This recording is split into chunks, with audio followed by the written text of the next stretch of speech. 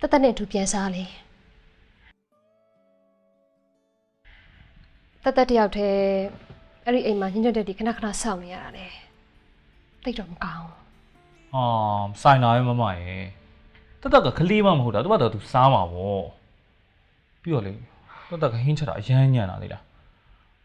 မမရဲ့လက်ရအောင်လုံးဝမမေး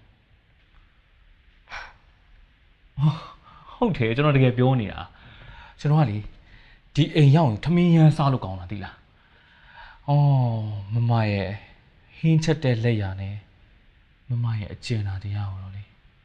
ဘယ်သူမှလိုက်လို့မိမှာတော့မဟုတ်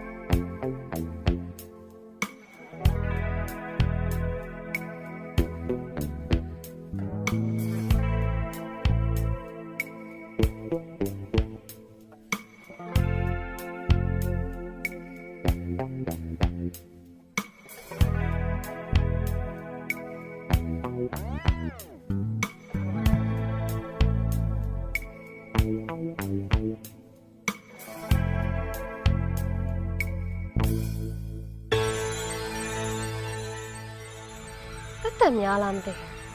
ဒုက္ခပါပဲမမကငါ့ကိုတွေ့ပါလားမသိပါဘူး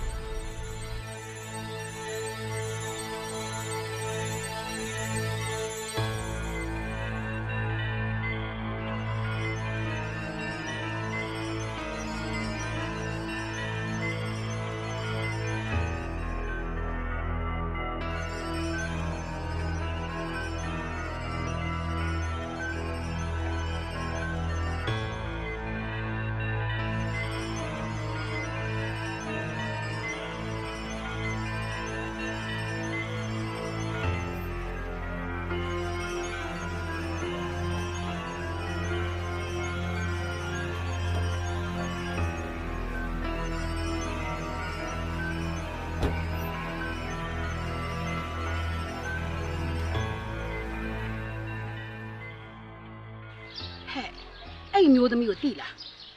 သိတယ်လေမဘာဖြစ်လို့လဲ သူ့ယောက်ျားတရားဝင်လက်ထပ်ထားမယ် तू ကမင်းငယ်တဲ့ ဟုတ်လားအဲ့လိုကြာ အခု तू မယားကြီးနဲ့သူ့ယောက်ျားနဲ့ပြန်ပေါင်းနေတယ်လေ အော်မသိအောင်လို့ရုပ်ကလေးက